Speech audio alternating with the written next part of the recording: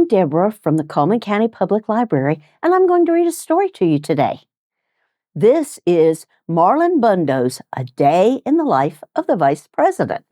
It's written by Charlotte Pence and illustrated by Karen Pence. This book is dedicated to our family, the Vice President, Michael, Sarah, and Audrey, for coming with us on this journey, and to the Botus himself, who represents furry family members across the world who bring so much joy to our lives.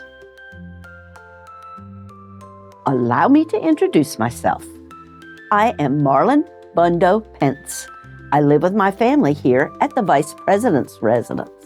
Some people call me Botus, a name any bunny would love. It means Bunny of the United States, a job I am very proud of. As the official bunny in residence here, I help out whenever I can. So Grandpa and I get ready for the busy day we have planned. Grandpa says goodbye to Grandma, and we head to the motorcade. He grabs some freshly brewed coffee from the Naval Enlisted Aides. I hop up into the black limo to make sure I get a good seat. I want to see all the people who will soon be lining the streets. Every day, as we drive to the White House, we see people waving their flags. Grandpa always gives them a thumbs up, and I give my tail a nice wag. We pull up to the White House West Wing. This is where the Vice President works.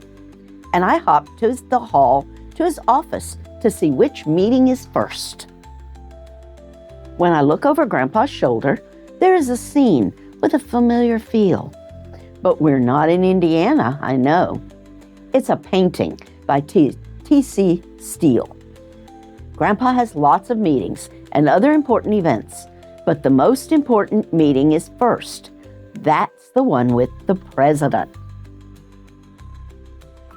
I love the Oval Office with its fluffy carpet to walk on, and I nibble on a carrot while Grandpa and the president talk on. Then we race off to the Capitol, where Grandpa presides over a vote. He is the president of the Senate, which is very important to note.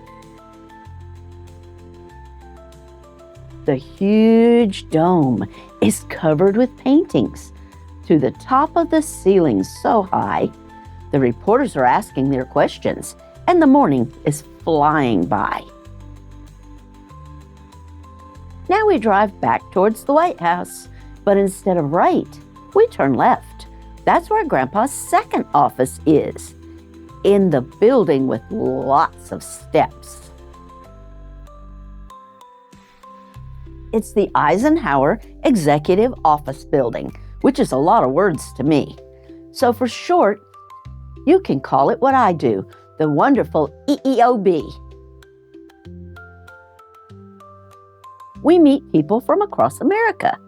I wonder which states they're from. They come to share stories and questions and problems, and Grandpa helps answer each one. When Grandpa is done with his meetings, he walks out the patio doors. I can see the Washington Monument and lots of students on tours. I'm getting awfully tired. We've sure had a busy day, so I'm glad we're about to go home. Maybe we'll have time to play. We head back to the Naval Observatory, where we pass through the gates again. You can tell it's late from the giant clock with numbers that read 8:10. But we're not quite done with work yet. We drive up to the top of the street, and we enter the round top building, where we get a special treat. Inside, there's a giant telescope where people can look at the stars. Grandma picks me up so I can look, and I promise, I think I see Mars. Then we go back down to the residence. I'm very glad to be home.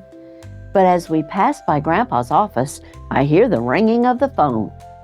I tell Grandpa his day's not done. by tugging on his shoe. He picks up the phone. It's the president. Grandpa gives him the day's review. At last, Grandpa gets out his Bible, and he quietly bows his head.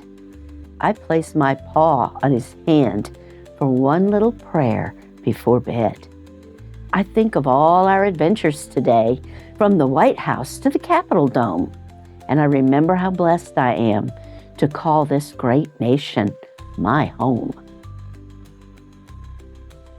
The end.